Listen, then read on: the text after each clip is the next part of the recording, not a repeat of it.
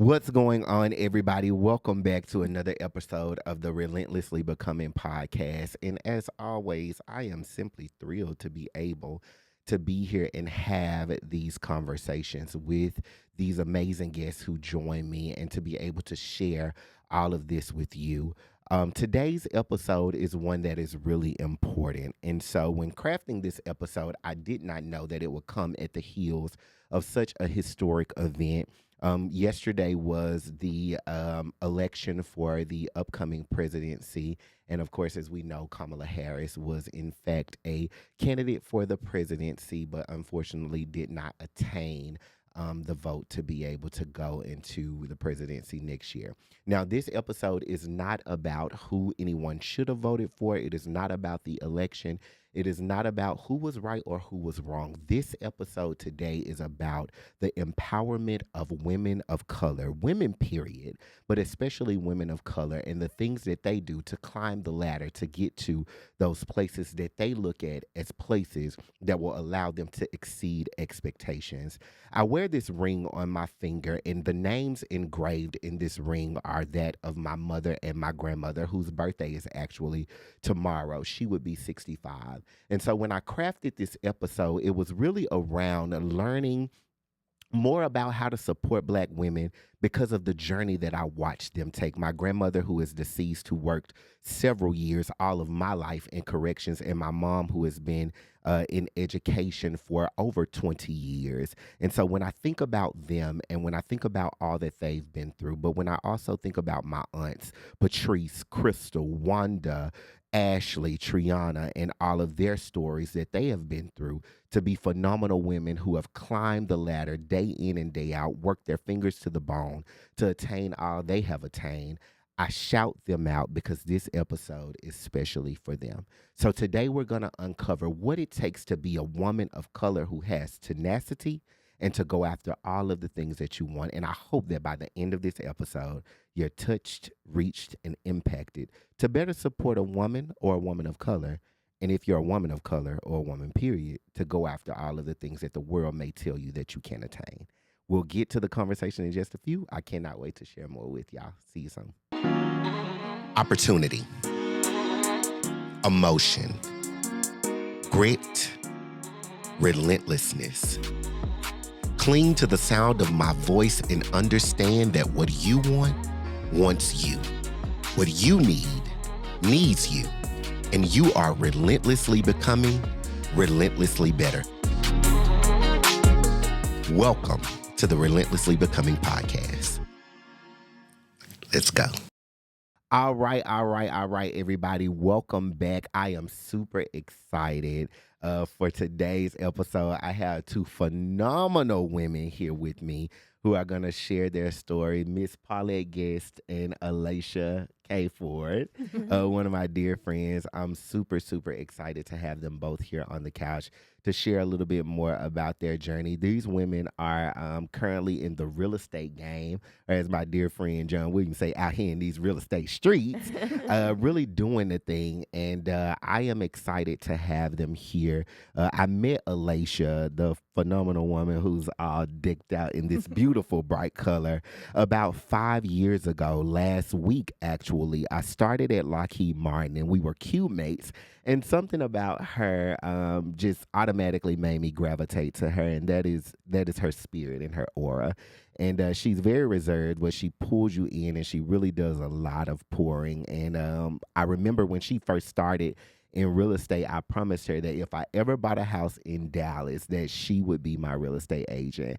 Fast forward 2 years later, I bought a house in Dallas and she was my real estate agent. So I have my first property all because of her. And I was one of those clients. I don't think I was too bad, but I did do a lot of calling and asking a lot of questions. And so I'm super thankful. And then I see Paulette a lot on social media. I've been to a couple of events with one of my close friends, John, and Alaysha, that they've both invited me to, where I've seen her. I've heard a lot of great things about her and the phenomenal things that she has done in real estate. And so I am just excited to welcome these ladies ladies, to Relentlessly Becoming. Thank you so much. Thank you. Thank Thank you. you for having us.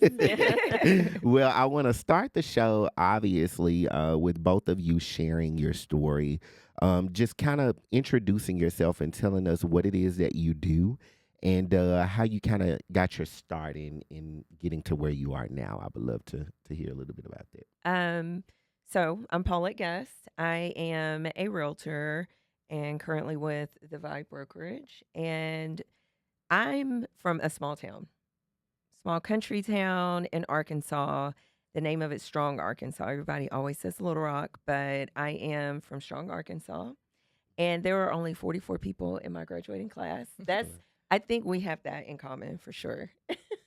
Small town, very, but I think you were double. But there were 44 people in my graduating class. And I went on to Grambling State University and I graduated with a mass communication degree with an emphasis in public relations. Same. Really? Yes, same. Oh, where did you go to school? Mississippi State. Oh, okay. Well, nice. Love it. Okay. So crazy thing is, I chose public relations because I felt like I could do all the things in mass communication, like what you're doing now. Mhm. And so, and you had an opportunity to tell a story, right? And Yeah. that's what you're doing. Hmm. So I went into public relations and did a couple of internships. I did an internship at BET when it was in DC. That was really fun. It was amazing. I had a part-time job in Georgetown. And after I graduated, I moved to Houston for a couple of months and ended up going back to Grambling to get some tires changed because my hometown's only about an hour away and ended up totaling my car. Um, I was dating someone at that time and then migrated to Dallas because that's where he was living. Long story short, I went into corporate America and mostly customer service and collections in auto and mortgage servicing. So, Mm. kind of a segue into real estate. Mhm. Um, and I went into professional development, leadership development, so corporate training, teaching people how to do their job, be better at their job, professional skills, want to go into management, what that looks like, performance evaluations, all of that. So that's my corporate background. And at the end of the day, the entire time, I've served people at some capacity, whether it was upper management to frontline employees. And I feel that that skill, that passion is what led me to real estate. Mm-hmm. I love that. I love that. Mm-hmm. Why do you think that it's important for you to continue? Because you've talked a little bit about your career and kind of how it's been versatile, and Mm-hmm. you've gone from being collections, and then you got this start in like mortgage services and different things like that. When you look at people who are kind of early in their career and they're facing that thing, and we're going to get into that a little bit more of not knowing, how important do you think it is for them to just let things flow as opposed to, just pressing in like, I gotta do this, I gotta do this? How do you think that works? Um, I mean, at the end of the day, everyone has a job. And for some people, that's all it is I get up in the morning, go through my routine, I show up. These are, the expectations. I need to sit here, be on the phone or manage people or a project. Because even in corporate America, there's still the IT world, the HR side, um, quality assurance. So all of the different support groups for those customer service areas and collections. So there's those people show up to work every day, going to do what's expected. But then there's also those that want more, the challenge. And I think the drive sometimes comes from those that they see and so they emulate or want to take that same path. So sometimes you're sought after. um Interestingly enough, I'm closing a deal on Friday for and the referral was someone I trained when I was in customer service Mhm. and collections. So, and what they told me, so I left out a part. I was also a personal trainer. Gotcha. And so I also did personal training when I transitioned from corporate America. And whew, full circle moment. And I'll come back to that. But I got laid off from corporate America. Mhm. And once I was laid off, I took that break. And that break led me to personal training because I was on my own health journey. I had 3 kids already, and but to bring it back, this person, this referral, also attended my boot camps. I trained her when she came to a mortgage company, and she sent me her sister. Oh, wow. Yeah, and she said, "I watch you all the time, and I'm always inspired. I'm so proud." So sometimes there are people watching you, and you have no idea. Idea. Mhm. Mhm. Full circle moment. I love Mhm. that. Yeah. I love it. Thank you for that. Alaysha, what about you? Tell us a little bit about your story and you getting to this point.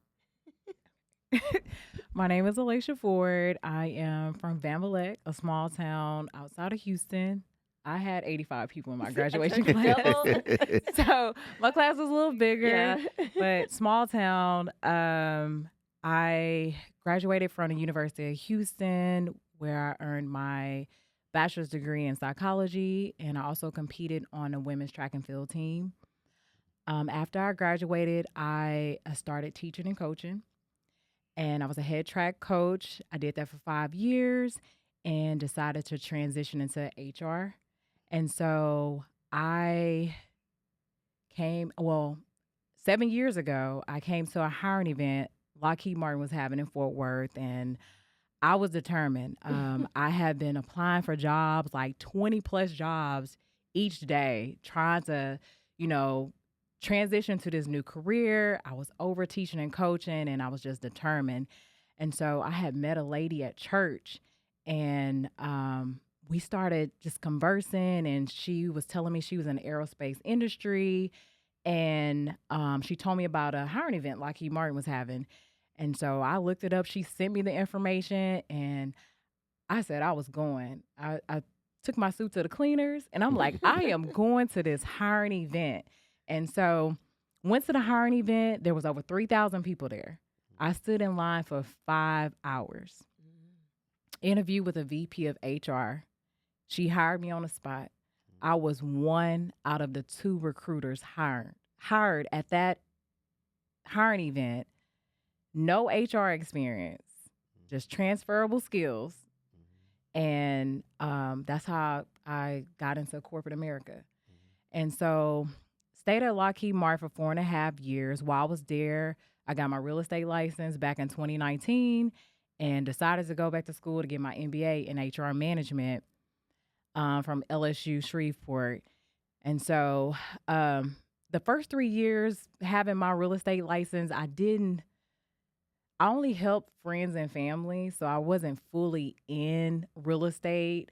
I would say I wasn't on social media at the time. And so once I was at Lockheed for 4.5 years, and then I decided to step into the tech industry. And so I went to Meta, aka Facebook, went there, was there for 9 months, and I was impacted by a layoff.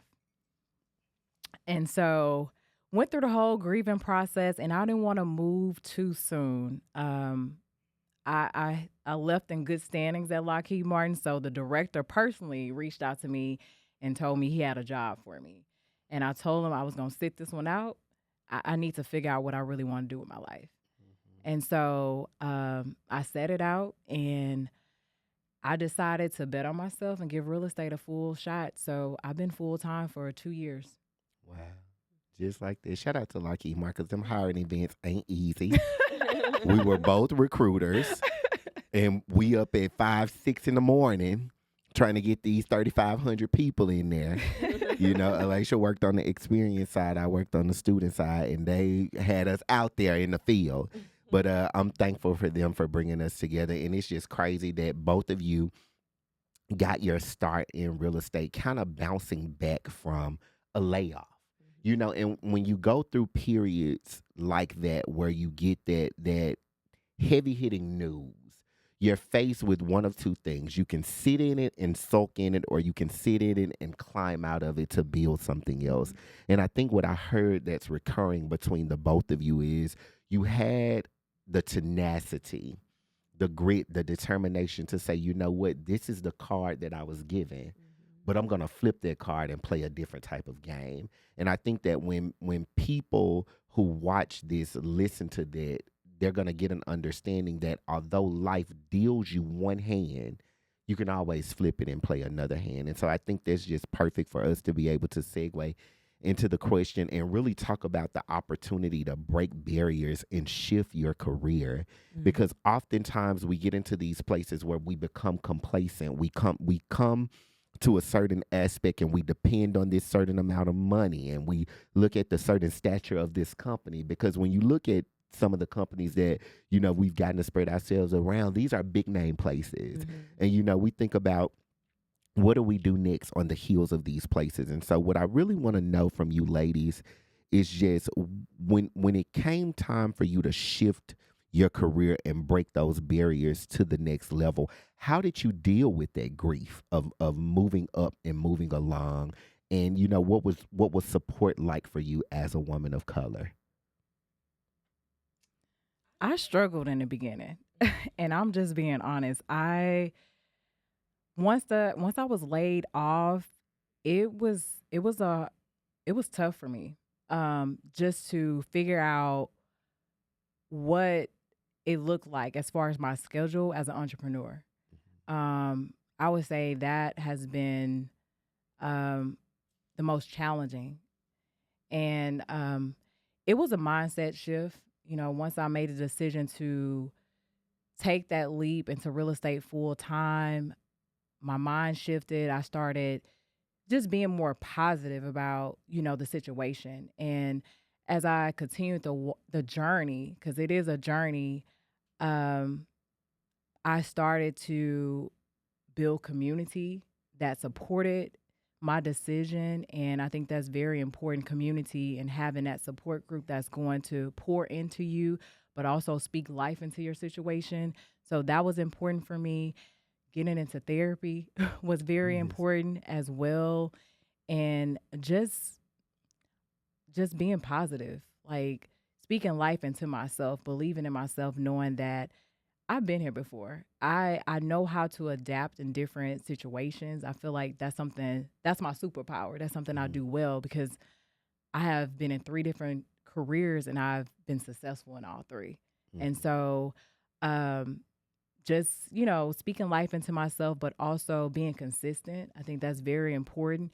And that's something when when things began to shift for me, when I was in real estate full time, where I started being consistent on social media, posting, things didn't happen immediately. I didn't see the results right away, but as I continue, I began to see the fruits of my labor. So, um, to answer your question, um, support, being consistent, and just that community, and just also therapy. That's what helped me I just love work through those challenging times, but also that the healing that I needed from just childhood trauma that I was dealing with as well. And once I just was able to focus on, my healing journey, just being consistent, having a right support system, then I feel like the sky's the limit. Absolutely. I love that. You made my hair stand up. I just got my hair cut. That was so good, though. Thank you for sharing it. What about you, Paulette? So my layoff actually was a transition. Um, we were bought out by a mega billionaire, and a lot of our jobs went overseas.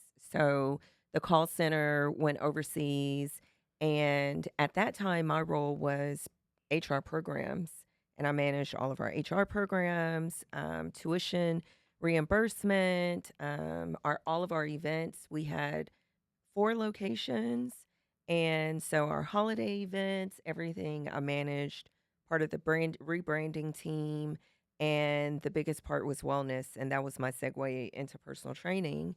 So what I enjoyed most about corporate America or my time was the community, Mhm. the relationships that are built. And, sometimes even with the work that is involved, I didn't necessarily love who I worked for, Mhm. but I enjoyed the people that I was surrounded by, my peers, and things like that. So I knew the layoff was coming because there were no more projects Mhm.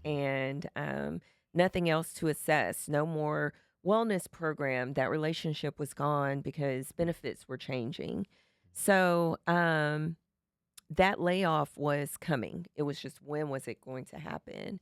And once it did happen, it was honestly a relief. Mhm. Um, the waiting and then also to be separated from the stress from who I reported to. Mhm. And it gave me more time with my kids because at that time they were little and we lived in DeSoto and our office was in Capel. So I was doing a commute with one being dropped off in kindergarten and the other two going to daycare near the job. So I'm getting kids ready, making an hour-long commute, and then dropping them off at daycare and going into the office and having to do that backwards. So all of that was kind of a relief. And it was a good thing, and it allowed me to kind of do what I wanted to do. I'm also married, so I was fortunate enough to not have to worry about the mortgage or the rent or car payments. I still contributed, which is why I became the daycare, Yeah. and they could no longer go to daycare. Those funds were no longer there. But that was okay because it was a great time. I could volunteer in schools. I did my community boot camps and it just became bigger and bigger. And when we relocated to Frisco, um, I got a position at Orange Theory, and I did that for 4 years and became a head coach after a year in, and managed other trainers in the facility, and still coach classes, and it was fun. It was great, and COVID hit, so that was my opportunity to transition into real estate. Yeah. Actually, yeah, and it's funny. Because I'll say something like, "Oh, I'll ask my husband for some money for something." Like, "You're not gonna support me?" And he's like, "How many career changes did you have?" Like, "I have supported you." And, um, and so, I've had that support system, Mhm. but my transition to real estate has been solely me. Mhm. Having that spouse and helping with the kids at home because they all played soccer or were active until they could drive on their own, would have made that even more challenging. Yeah. So, also having that support system, but that grind every day, he didn't give me my clients, Yeah. you know, um, and he's not hiring a transaction coordinator. To this day, I still handle all of my own deals. Um, he cut me off, so I don't get that extra Mhm. anymore. So, I have to be mindful because we have two kids in college, and I still contribute to the household and my own expenses, my business expenses. If deals aren't coming in, somebody still has to pay for that. So, that grind from corporate America, that day to day, and being able to kind of take that break. And like Alaysha was saying, I need to figure out what I want to do with my life. So, real estate gave me that opportunity. Mhm. And, I don't regret anything about corporate America. Mhm. I feel that those transferable skills from corporate America has given me that opportunity to be successful in my business as well. Absolutely. Yeah.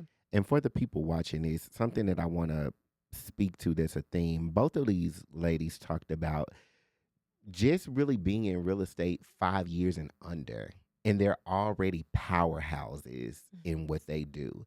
And so, a lot of times when you have an entrepreneurial spirit, there'll be that little bit of self-doubt, and we're going to get into that coming up next, where you think about, am I going to be able to do this, because it ain't going to bring in the same bi-weekly paycheck Mhm. that a normal job would bring in. But for somebody who's watching this, you're cut out to do that thing that you know that you have on the inside of you, that you're meant to do, that you're able to get out there and expand your reach. And if you'll just trust what you feel, the results are going to come. You might not know the day, but they're coming. And what I want to uncover before we really jump in and think about, how you were able to push past that, what does that support look like for you? Is that other women? Is that you talked about your spouse? Is that family? Like, highlight what that support looks like, especially for you, because my mom, who is my girl, first of all, shout out to Talanisa. One, because if it wasn't for her, I wouldn't be here.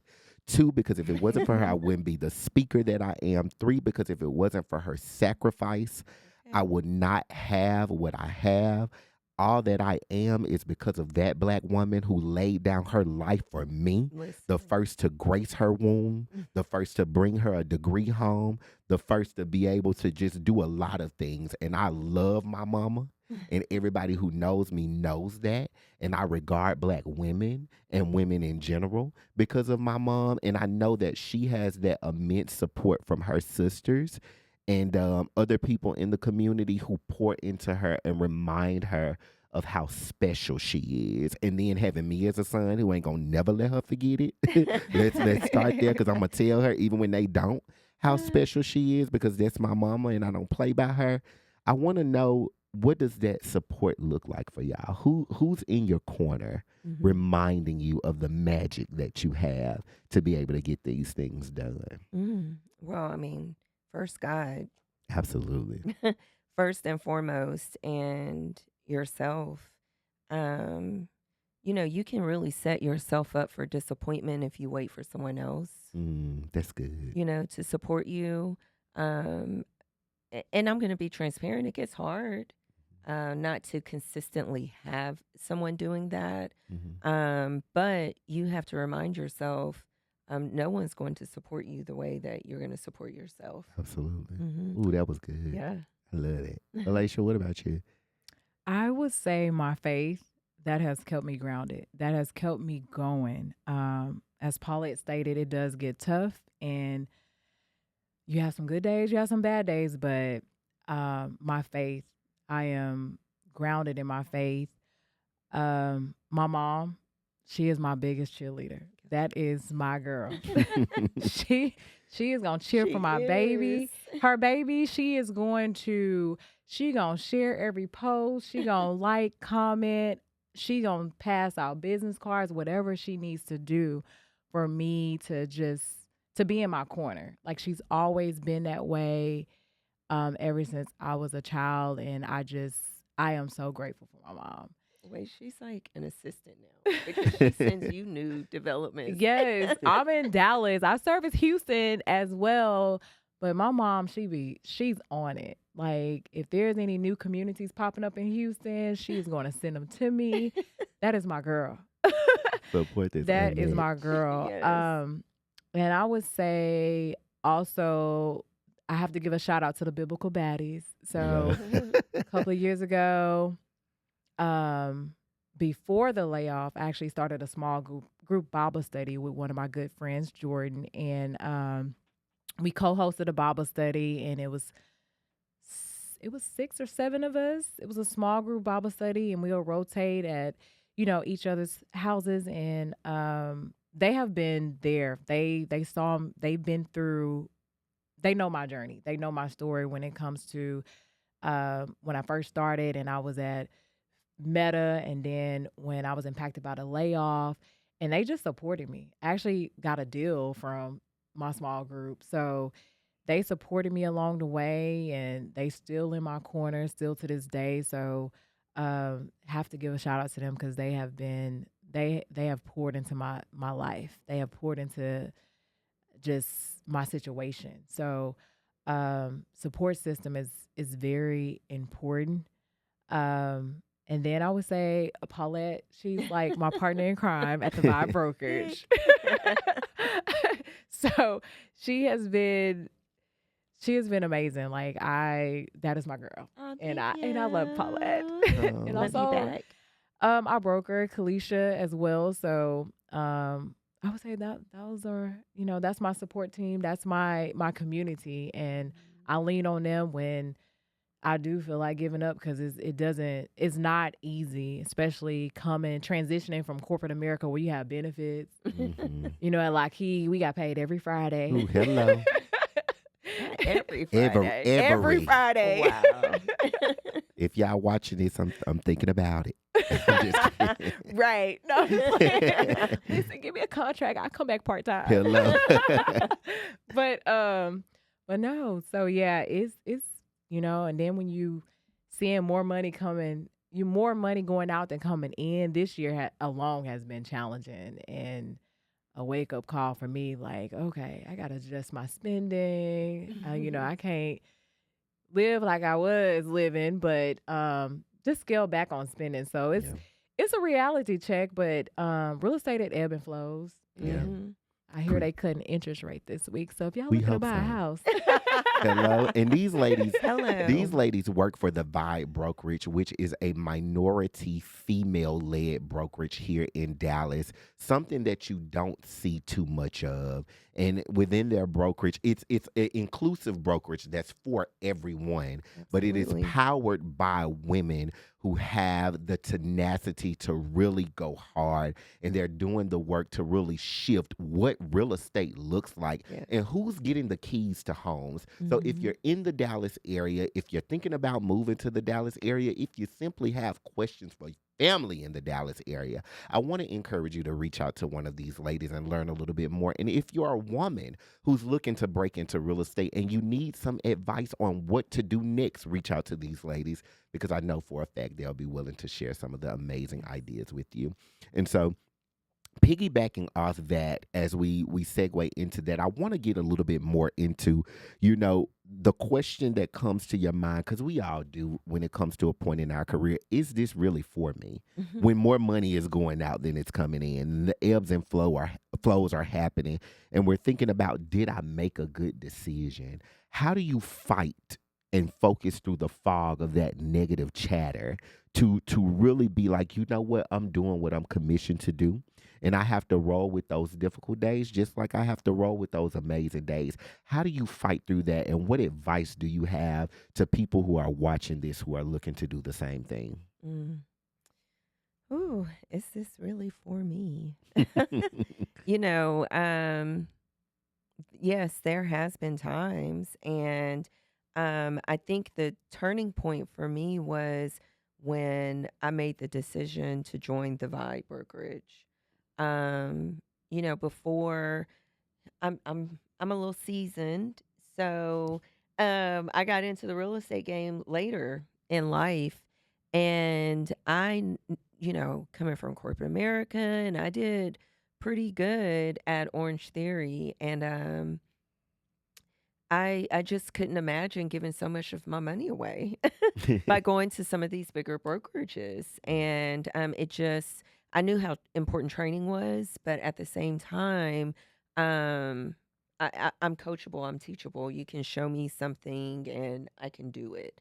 So it didn't make sense to me to give up almost half of my commission, and I'm doing all the work. So I chose a brokerage that was very hands off, Mhm. and that actually became very challenging for me because I was in my head a lot.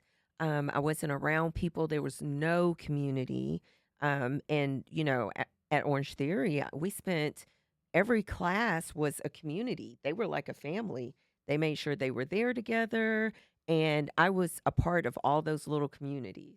So going to that brokerage and truly being siloed was a shift. Even after COVID, it was a shift for me. So it was challenging. And there were a lot of things around real estate that I had not learned yet because I was by myself and there wasn't a lot of training. So I questioned, did I make the right decision? And I contemplated, I updated my resume a few times, and put feelers out there. I even picked up part-time jobs, just to be safe, right? And I knew I needed to make a change, so I started looking up different brokerages. And I met Kalisha at an event and saw that she had just opened the brokerage. And I was like, wow, all these successful Black women. And they look like they enjoy each other, and that they want to work together to build this brokerage. Just how it came on the scene was exactly what I knew that I needed, which in turn, yes, I'm in the right space. This is what I'm supposed to be doing. The purpose, the vision of the brokerage just really spoke to me, and it just answered that question. Yes, I'm doing what I'm supposed to be doing. I love that. Love that. What about you, Leish? For me, I'm still seeking clarity, and that's just being honest. I do feel like real estate is part of my journey. And I know it's an opportunity for me to build that generational wealth and also impact my community. I was solely focused on Dallas, but recently I've casted my net wide, and I am focused on my community back at home and helping the Houston area out. And so I've been marketing myself, and I've, been in contact with a couple of folks that I know personally. And so what I've noticed, they don't know much about the home buying process. And so that's an opportunity for me to change the narrative and make an impact in my community. And when I say like I'm seeking clarity, I am single. It's just me. And I feel like why I can't have it all. Why I can't do both. Okay, Ryan. Before the layoff, I was doing both. So that has been my questioning. And I've been in prayer and fasting about it because I'm like, why I can't do both? And I want to encourage you to go after what it is that you desire. Yeah. There is something very special about you. And when you go on a sabbatical about yourself and you come out of that sabbatical, there is something that you birth into the atmosphere that is just euphoric, transformative, and inspiring to all of those around you. And there is not a thing that you cannot do. I have been not only a colleague of yours, but a friend of yours for 5 years. And there have been several moments that I have not even breathed to you that you have inspired me to carry on in my day. From small conversations when we were cube mates, and I'm just coming to work telling you about all my personal life and stuff like that, to, the home buying process when you were just getting your real estate license, to even now when we connect just about things when it comes to matters of destiny. You are definitely one of God's favorites, and he got you. And so continue to do that thing that you do where you get into that corner and you really have to go and seek his face to recognize what it's like to come out of that.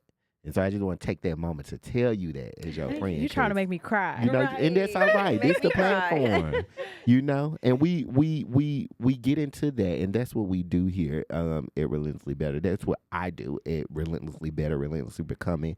We give people their flowers, and you ladies are doing amazing things. There are girls who will see this one day and be like, you know what? I can do this. Whether it's real estate, whether it's, cosmetology, whether it's selling cars, whether it is creating some type of brand, just the words that you share transcend beyond occupation. And that's why doing something like this is extremely important. And we want people to know that she ain't no diva. She's a boss. She's not just a diva. She's a boss. And so what I want to get into as we segue into a little bit more, I want to know, because you talked about having it all, what does balance look like for you? Because for you, Paulette, you're a wife. You're a mother of 3. That's a job within itself. And then you go out and you are in real estate. And for you, Alaysha, you don't have you're a wife and you're a mother, but there are other things that happen in your life that you have to balance. How do you all kind of transcend and hit that point where you're like, you know what? I own this. Mhm. I own this lane and I have to keep it together to produce what I need to produce and do all of this. How do you balance all of those buckets? Ooh, just get it done. Because it changes day to day. We're not a, it's a, what do you call it when it's chaos everywhere? It's a Mhm. organized chaos. Mhm. For us, my family's just not wired where I've tried the cute Etsy big poster boards. Check off your chores and brush your teeth and fix your bed. And that's just not the family we are. So it's just, we are a just get it done, any means necessary. And I think that's how I tackle my business and figure it out as I go. But, with that is what I try and teach the kids. So that's where the busyness comes in and trying to figure out life. I'm driving to an appointment. I have my daughter on the car, the Bluetooth, and, trying to talk to her about just different things and taking care of business. Okay, did you go to the rental office and ask them about these extra fees? So it's all being done at the same time Mhm. sometimes. And it's like Alaysha talked about the ebb and flows. Mhm. And, you just kind of go through that with your business as well. And you just kind of figure it out. But I feel like right now I'm in a boss space. Mhm. Um, and only because there's a community Mhm. and that this is my support system, right? It's Mhm. that healthy competitiveness, and within our brokerage we can see who the top performers are. And you mentioned John, so I'm always like, I'm I gotta get coming. them. Yeah, I'm coming for Girl, I think you. you got him last month. I got him last month. And if y'all want to know who John Williams is, refer back to episode 1, please. Yeah, so it's that's where I am right now. There's a lot of things that I learned, but then I'm also in a position within the brokerage where I can't let up because there are people that come to the brokerage because we inspire them. Mhm. And so I always have to keep the foot on the gas. Mhm. And as we continue to grow and, inspire agents to come, and, it's she has to have a message Mhm. to, for them to what they see, but then also a message. So right now it's the other agents, I'm constantly serving people. Mhm. Yeah. And that's what it is serving those new agents or other agents that's looking for a change. Mhm. Yep. I love that. What about you, Alaysha?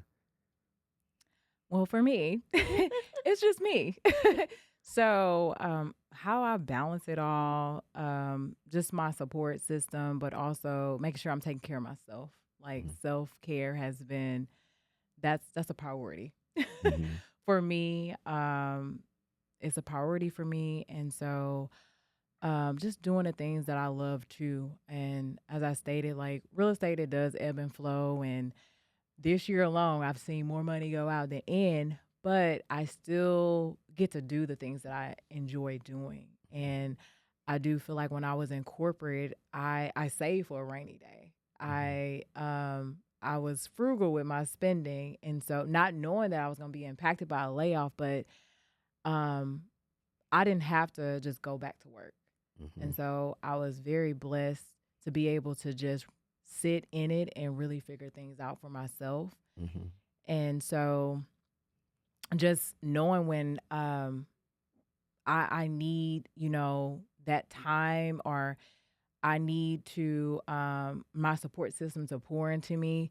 So as far as just balancing it all, just prioritizing myself, but also being vocal, just being vulnerable with those that I trust with my Mhm. emotions whenever I am having my moments. And I know I've gone to Paulette and I vented. I'm like, okay, I'm taking my coworker hat off and I'm venting to you as a friend. And Mhm. this is how I'm feeling. And it's okay. But as Paulette stated at the Vibe Brokerage, we created that safe place for us to vent and just not be judged because we all have our moments. Like Mhm. what you see on social media is filtered. Everything Yeah. looks all, glamorous because real estate, it has become just is glamorized. The Yeah. industry is Mhm. alone. And so, but just being able to just let your hair down and just go to your community and be able to have them like pour into you, that Mm. has been, something that I had to get accustomed to, just being around a lot of women. Yeah. So that's new. That's new for me, but it's also a blessing as well. So I love that, and I appreciate that factor in talking about self care and creating that time for your daughter and mixing that in because tomorrow is my grandmother's, my mom's 65th birthday, which will also be the 13th birthday that she is not here with us.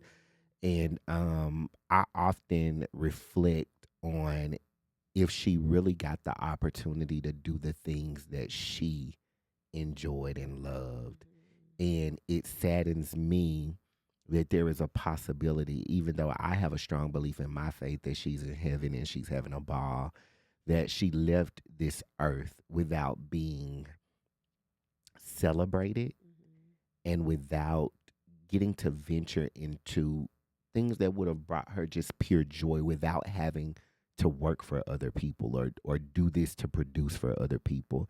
And so for me, I shared and I always share, I have a special love for the women in my life because those are the figures that I have saw predominantly working their tails off to create lives for my generation to put things in place. My grandmother, my mom, my aunties, their sisters, and it's just important for me, and I love hearing that you all are putting those things in place to have the necessary time that you need to pour into all of the cups that you have to pour into, but more importantly, pour back into yourself. Yeah. And I think that that is something that is extremely important, that you don't pour so much that you don't save anything for you. Oh yeah. You got to have Mhm. something for you. And you spoke to a point of working with women, predominantly women, and that being new. What do you have to say to those who have the mindset of, oh, women can't work together, especially women of color? They can't get along. They can't work together. There's gonna Where be an does that office of come bickering. from? Who knows? Where does a How did lot that of the start? things that people say come from? Where do they come from? We don't know. Because people are people at the end of the At day. the end of the day. Mm-hmm. So what is your perspective? What do you have to say to people who have that mindset or place that stigma on you, especially women of color? Because we hear predominantly with this group of women that there can't be unity. You can't work together. It's gonna be division. It's gonna be bickering and fighting. What do you all have to say to people who have that stigma based on the work that you're doing? Yeah. Um, I think that we are harder on each other, which sometimes is unfortunate. The expectations are greater. The I don't know, looking for something that um I don't know, something that's missing that they want there. But it just perplexes me that that is a statement that's used, or that stigma on Black women, especially, that we can't work together. But we have over 100 agents and predominantly women. I don't know what percentage. We're at 90. It's pretty high. It's a lot of women, and our leadership team is pretty large as well. And we collaborate, and some do things collectively, and meet together, capture content. So, do we get asked that? Yes, and it comes up often, and that's okay because that's what the world has said, Mm-hmm. right? So it's there, it's implanted, just like, part of that is, I think, it's a collective of black women can't work well together, is the angry black woman, Mm-hmm. Mm-hmm. right? Because as we've seen, we have to constantly defend ourselves that Mm-hmm. we're overqualified, Mm-hmm. right? And you get tired. Yep. It gets frustrating. Um, the energy, the space it puts you in, that you just have to do so much more, and you're still not enough.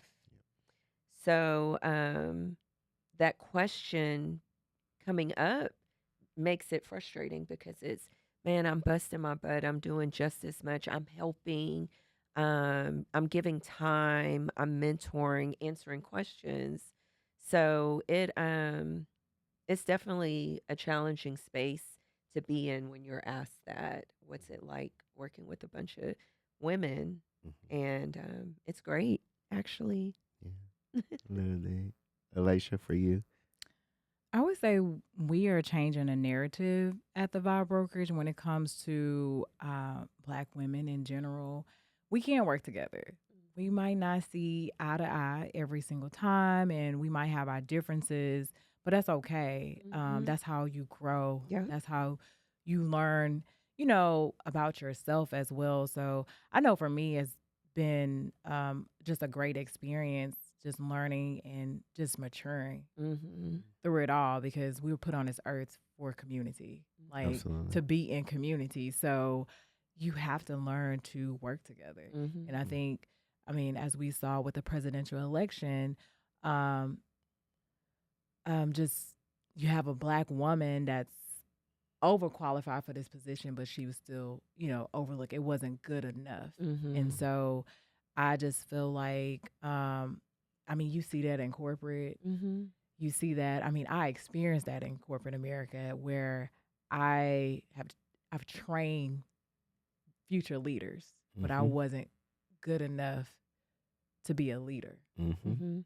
I was only good enough to be an individual contributor, but when it Mm-hmm. came to leadership roles, it was like, oh, you know, they already handpicked who they wanted, and just so happened is the person I trained. Yeah. So, Mm-hmm. um, in real estate, I just feel like I have the opportunity to just be my authentic self, but also just show up, and without any just judgment, but also just in a space that we're in at the Vibe Brokerage. I just feel like just the community and just being able to collaborate with someone who looks like you. Mhm. Um, I do feel like we can work together. Yeah. It's all about just being on one accord and just that unity. And I feel like as a nation, as a country, that's what we're missing. It's Yeah. just being coming as one. Like it's Mm-hmm. so I mean, I feel like we're in a space where we can just change the narrative when it comes to, black women can't work together or Yeah. women of color can't work together because I, I feel like we can. Yeah. Yeah. I feel like we can. And if you feel like that's the issue, maybe you need to solve the problem. Right. Absolutely. Right. I agree with that. I And why think. not work with uh, people that look like you? If Mhm. no one's going to understand you better, it's going to be the people that's just like you. So. Absolutely. Mhm. I think that we're in a season, and I was having a conversation with my barber earlier, where things are just so divisive. Mhm. When you hear statements like that, and it's okay to have a difference of opinion, but when you have a morale or mentality that seeks to divide, there is a difference. Like I keep quiet generally about my opinions on social media and things like that because I like to do hands-on work with things that are actually tangible that I can impact. And for me, that's not a place that I have tangible impact being combative. But it saddens me to see men trying to tell women how to be women and women trying to tell men how to be men. And this group ain't as good as this group, and Yeah. these people can't work as well as these people, and they can do better. My advice is go where you desire and you will thrive. Mm-hmm. You Yeah. don't have to tear down the Knicks because Right. that ain't your cup of tea. If Right. that's not your cup of tea, drink orange juice. Yeah. And it's okay that you want to drink orange juice. Just don't tear down people who want to drink tea. Right. It's okay to not But tea have not for the you. same opinion. I Yeah. just think that it gets to a point where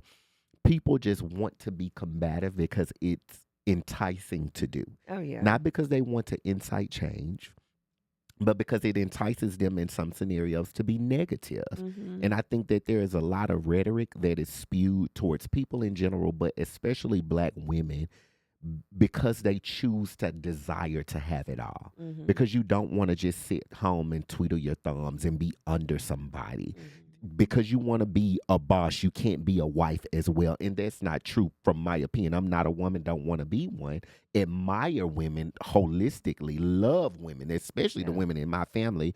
But I just don't think it's right to label a woman who wants a career and a family and to be an author and to be a doctor. She can do all of these things and equally Right. balance them. Yeah. I don't think that it's fair that she has to choose. Mm-hmm. And I think that if we could band together and get into a mindset where we support those desires Yeah. instead of criticize, critique, and chip away at those desires, then we collectively will see more growth Mm-hmm. amongst each other because we're doing a circular support.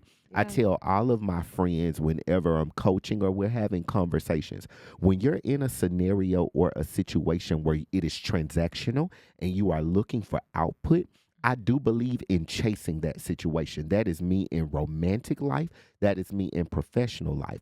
But the thing that separates me from other people that I always skill them on is if I am going to chase, I'm going to chase in a circle and not a line. Because if I'm chasing in a circle, that means me and whatever I am chasing are in constant pursuit of each other in a 360 motion. Whereas if I am chasing you in a line, you are always ahead of me and I will never catch you. Mm-hmm. And you will sometimes tire out and I may get on your heels, but then if Yeah. you get back up and start running, I still won't amount to catch you. So I believe that we can chase in a circle the things that we desire and we won't tire out if we support each other. Mm-hmm. And so as we segue kind of towards the end, and we've talked a little bit about the election, even though that's not what we holistically came to talk about, it's not something that we can ignore because it happened 24 hours ago. Yeah. What I want to uncover and want you all to pour into the people, the women who are watching this is what happens when you get a no, and how do you push past that no? What do you do to keep past when a door closes in your face or when an opportunity that you pour into a lot and you just like, God, this got to be the one. It's got to connect. I got to get it. Yeah. What do you do when the result comes back that it's a no or a not yet? How do you keep going? You stand on your faith, number one. And I've received several no's. And that doesn't mean I'm not qualified. It simply mean it's not my time yet. Mhm. Before I got the position at Lockheed Martin, as I stated before, I was applying for 20 plus jobs per day. Like, applying for jobs is a job in itself. And I didn't give up. I did that for several months. After I left teaching and coaching because of a health condition, I was diagnosed with keratoconus back in 2008, and my vision started deteriorating. So I resigned from my teaching and coaching position and moved back home with my parents. That was the longest 9 months of my life. But I had 3 procedures in California. I recovered, and I was ready to move out. And so during those 9 months, I mean, I was applying for jobs for 6 months and constantly receiving rejection emails. And I just kept going. I was determined. I said, this is an opportunity for me to transition into something new because I really didn't know what I wanted to do after I graduated from undergrad. And I was still trying to figure it out, and I didn't want to settle. And so I just continued to apply. And as far as the advice I would give anyone who is looking to transition to a new career or just starting their career, is to amplify your network. Your network is your net worth. So remember that. And so amplify your network, stay consistent, and stay confident. Don't let self doubt creep in because it will. Surround yourself with your support system to pour into you. And just know every setback is part of your journey. Absolutely. What about you, Paulette? Um, so, kind of the same corporate America, the nose. And I'm I'm a very sensitive person, and it's something that I'm continuously working on, and getting a no, getting a rejection, like I tell my husband all the time, yeah, I don't ask you to do certain things because if I've got no a couple of times already, I don't want you to tell me no again. When it comes to my business, though, because this is mine and being an entrepreneur, um, if I don't go out and if I don't hunt and kill, I don't eat. So, and that's true because our expenses have increased. Mm-hmm. People say, oh, once they out of daycare, it's you're fine. It gets better. It never Mm-hmm. ends. And our daughter will be 21 November, the end of November. So, she's, oh, you gonna come down, you gonna celebrate, and that take money. Mm-hmm. So, getting no's is okay. Um, what there's no loss to me Yeah. to get a no, and tell that to people all the time. What's the worst they're going to say? What's It's going to no. happen? What's Mm-hmm. your loss?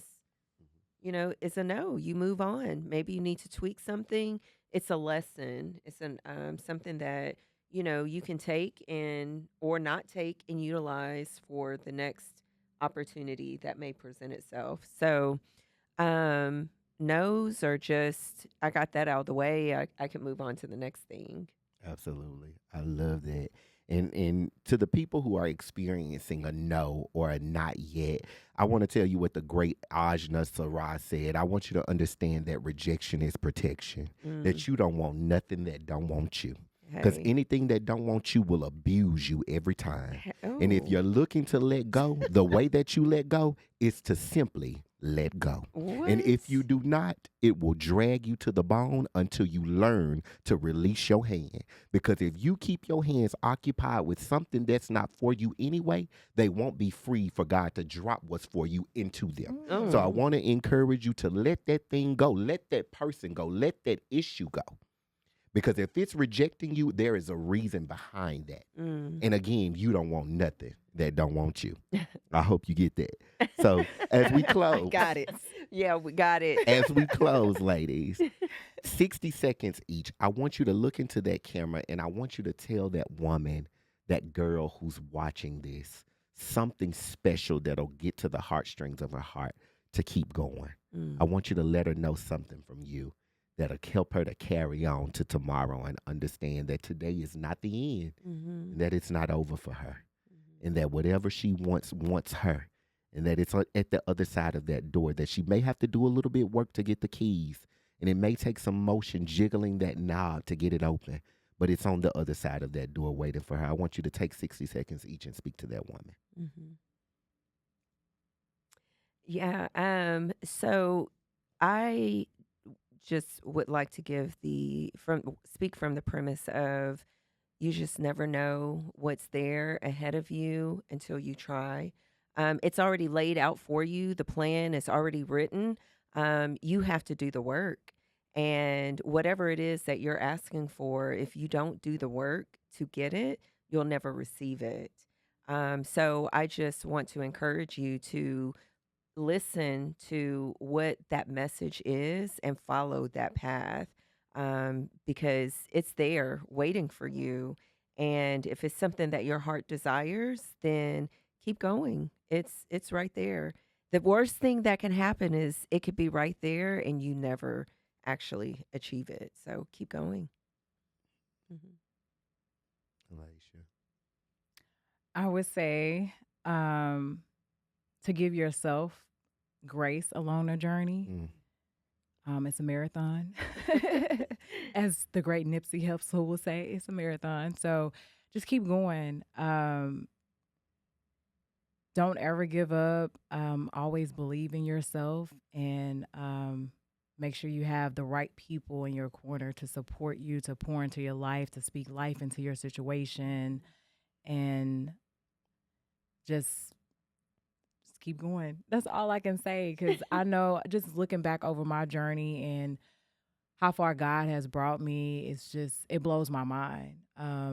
And having an opportunity to speak on this platform about my journey, and this is just a portion of what I've gone through and the challenges I've faced with my health, and also just being told no, um, and being laid off, and I'm still here. And so it might not always be, it's not always going to be easy. And God never said that the road would be easy, that you're going to have some tough times, but you persevere and you get over, that hump, and you just keep going. And I feel like that's what's kept me during this time. And yeah, just keep going. That's all I can say. Just keep going and give yourself grace. Something my mom would tell me when I was younger, that, I was just critical of myself. Like, I can be my own worst critic. And I'm a perfectionist. And so, just like I said, allow yourself to you know, just go after it, no matter how it turns out, no matter how it doesn't have to be perfect. That's something that I had to learn, and I'm still growing through that, because I am a perfectionist, and that's something that, I'm never going to see the growth or get to reach my full potential if I don't allow myself to fail. And failure doesn't mean the end. It doesn't mean that, that's not part of failure, I feel like, it's part of your journey, and everybody's journey is different. So I would say that, and then don't compare yourself to anybody else, because everybody has their own journey. Everybody has their own path. And so don't let what you see on social media, know that social media is filtered, and you don't see sometimes the rough patches that people go through. And just know that what's for you is for you, and nobody can take that away. Absolutely. That was so good. Both of you, both of your answers, this whole thing. I want to thank you both for joining me for this conversation today. I really appreciate both of you. Thank you for Thank having y'all. us. Thank Thank you. y'all. So, as you can see, there is something especially special about women of color, about their strength, about their tenacity, about everything that they do to set out to achieve all that they desire to achieve. Here's a message to every woman who's watching this, who is at her wits' end, who the world has told you that you won't be back. I'm here to announce to you that they don't even know where you've been. There is something on the inside of you, in the marrow of your bones, the pep in your step, the get up, the walk in your stilettos, that has made you determined to be what it is that you have been called to be. Get up and take that thing and soar, and don't you dare let a no or a nobody tell you that you will not get to your next level. I love you, and I am here to encourage you. To my mother, thank you. To my T-Boo, to Sheena, to Auntie Nay, to Ashley, to Pooh, I'm forever indebted to you. You women have poured into me and taught me to be the man, the gentleman that I am, along with my father and uncles. But today is about y'all. And to Eastland Ray and Nova Grace, I hope that one day you can look back at this and understand that your uncle loves you, that he supports you, and that this world is yours. Until next time, I'll see y'all later.